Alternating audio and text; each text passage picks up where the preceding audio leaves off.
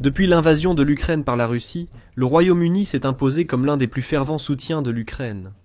Le pays a déjà fourni près de 21,8 milliards de livres sterling, environ 28 milliards de dollars, à l'Ukraine, et soutient maintenant l'industrie ukrainienne des drones. Cela montre que le Royaume-Uni fait tout pour que Vladimir Poutine subisse les conséquences de la guerre qu'il a lancée. Le Royaume-Uni s'apprête à frapper Vladimir Poutine encore plus fort. C'est devenu le pire cauchemar de Vladimir Poutine, car le Royaume-Uni a annoncé de nouvelles sanctions pouvant couper la dernière bouée de sauvetage économique de la Russie. Ces sanctions sont variées et couvrent presque l'ensemble du secteur énergétique dont la Russie dépend, pour financer ses actions en Ukraine.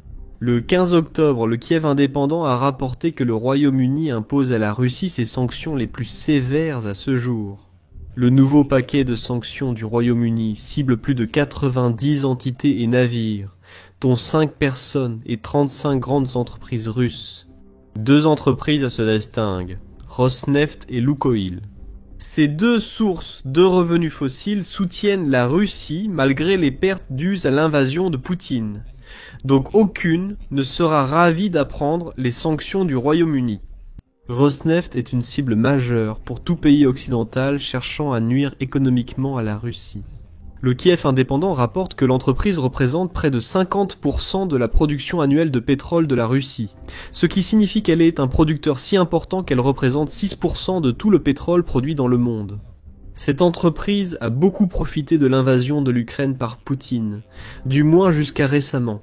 2023 et 2024 ont été des années particulièrement bonnes pour Rosneft. En février 2024, Reuters a annoncé que l'entreprise avait augmenté son bénéfice de 472%, atteignant 1407 milliards de dollars sur l'année.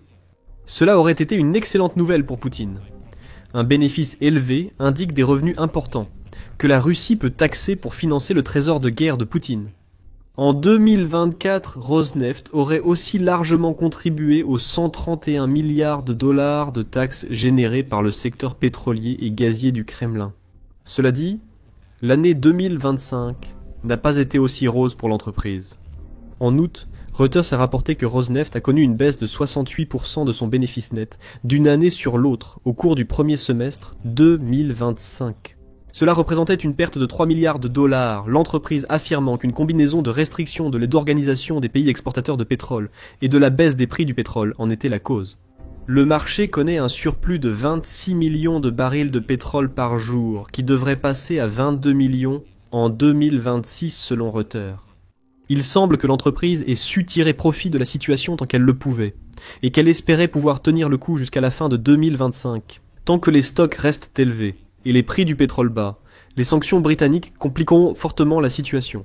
Rosneft ne pourra plus vendre au Royaume-Uni et, comme nous le verrons plus tard, ne pourra pas non plus générer de revenus provenant du Royaume-Uni. Acheter des produits pétroliers issus du pétrole de Rosneft, même si ces produits y viennent d'autres pays que la Russie. Quant à Lukoil, il a connu des moments bien plus difficiles que Rosneft ces derniers mois.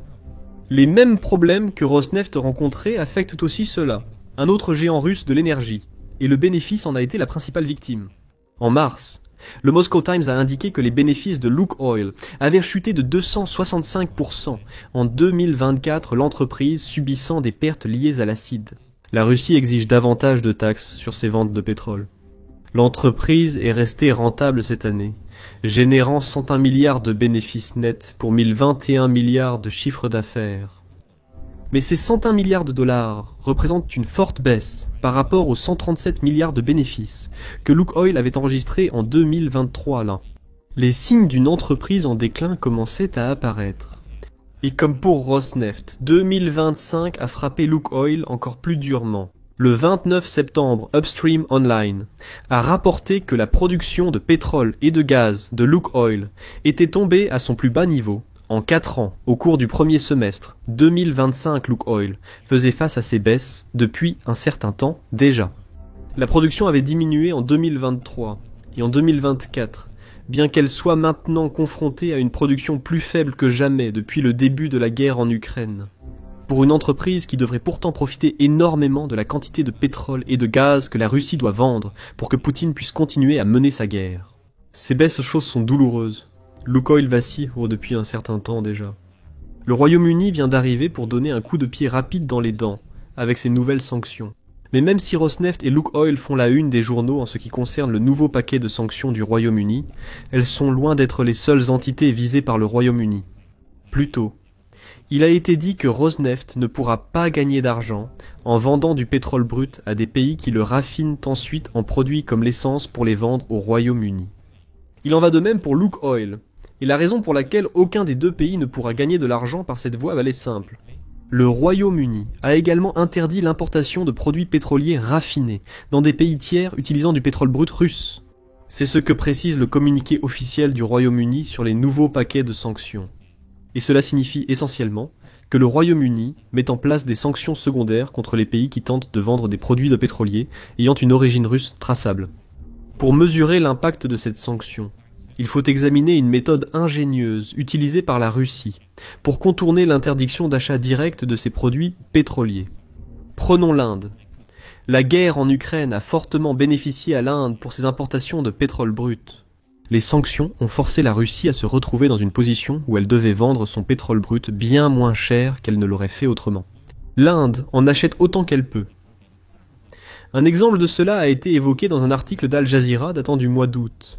L'article présente la compagnie pétrolière indienne RIL, en mettant l'accent sur sa raffinerie de Jumnugad. En 2021, les importations de brut de cette raffinerie en provenance de Russie représentaient 3% de ses importations totales. Après la guerre en Ukraine, ce pourcentage a grimpé en flèche au point que 50% du pétrole brut de la raffinerie provient désormais de Russie.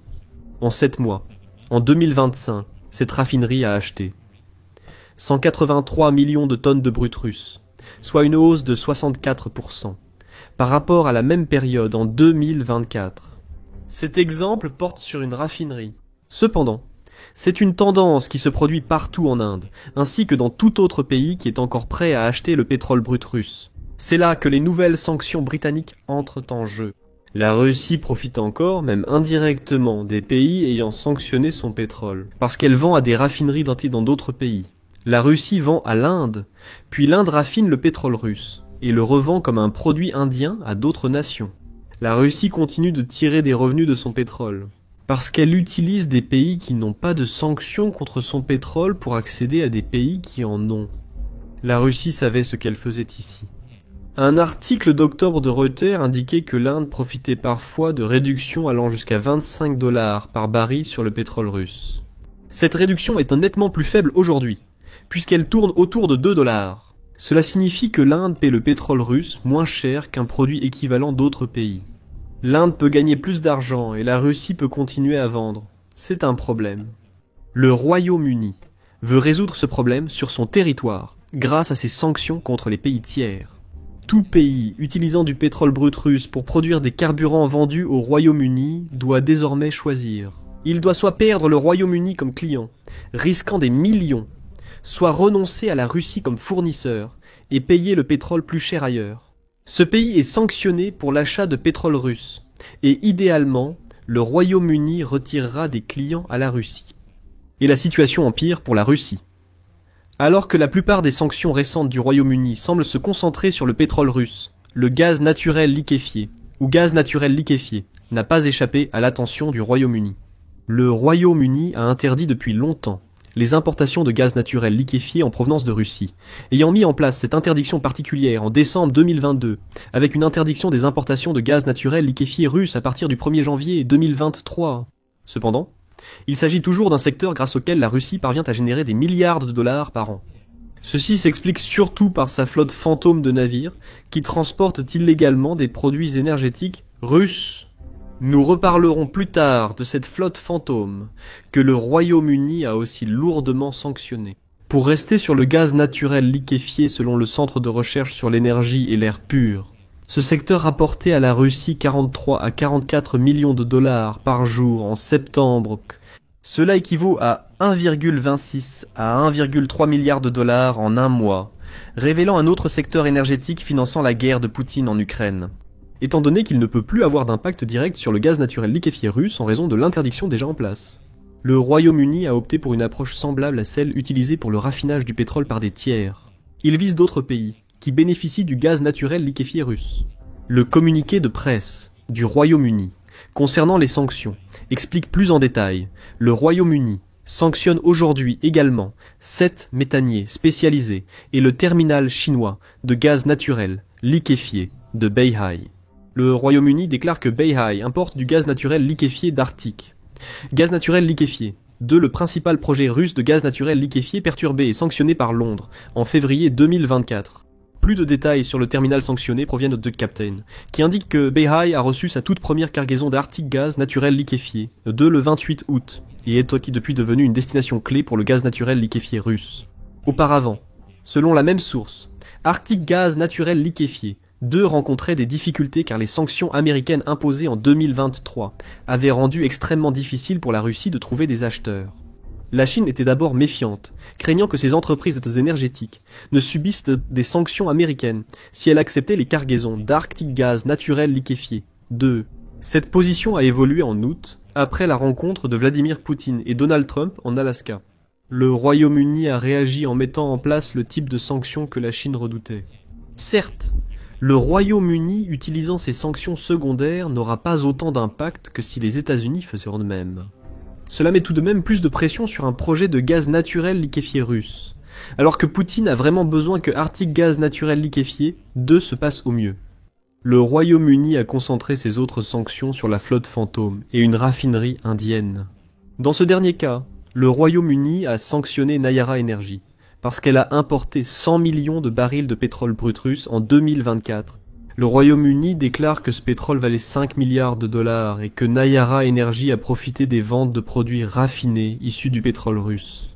C'est pourquoi l'Inde illustre comment la Russie utilise des raffineurs tiers pour continuer à générer des revenus. Et enfin, le Royaume-Uni a imposé des sanctions contre 44 pétroliers, identifiés comme faisant partie de la flotte fantôme de la Russie. C'est un ensemble de sanctions intéressant. À première vue, il semblerait que les sanctions contre les navires de la flotte fantôme n'auront pas beaucoup d'effet. Poutine a déjà dépensé près de 14 milliards de dollars pour la flotte fantôme depuis le début de la guerre en Ukraine.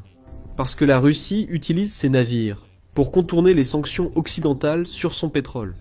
Cette flotte était composée de vieux pétroliers et utilise toute une série de ruses pour échapper aux autorités. Cela inclut le fait de naviguer sous les pavillons de nations autres que la Russie.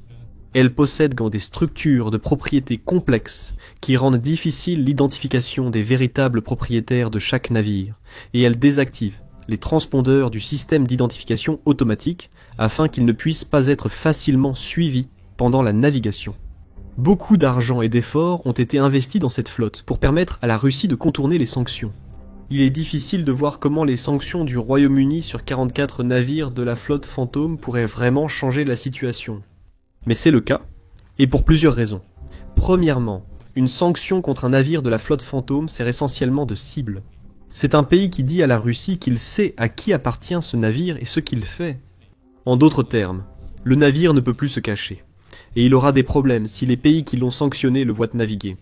La Russie devra éviter que ces navires sanctionnés s'approchent du Royaume-Uni sur les routes maritimes, sous peine d'être identifiés. D'autres problèmes sont causés par ces sanctions. L'Union européenne et le Royaume-Uni ont instauré des plafonds sur le prix du pétrole russe. Pour les deux, ce plafond est actuellement fixé à 4 760 $ par baril. Tout navire russe transportant du pétrole vendu au-dessus du plafond par la Russie peut être sanctionné. C'est ici que les sanctions contre la flotte fantôme interviennent.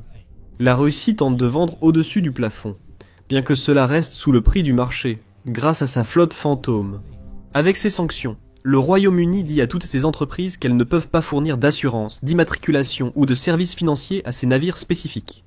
Sans assurance, un navire de la flotte fantôme peine davantage à opérer. C'est bien l'objectif. Les sanctions contre la flotte fantôme ne désactivent pas complètement les navires visés. Cependant, elles rendent beaucoup plus difficile pour la Russie d'exploiter ces navires, sans risquer de perdre à la fois le navire et la cargaison qu'il transporte. Parfois, les sanctions contre la flotte fantôme obligent la Russie à laisser à quai des navires achetés, car leur navigation devient trop complexe.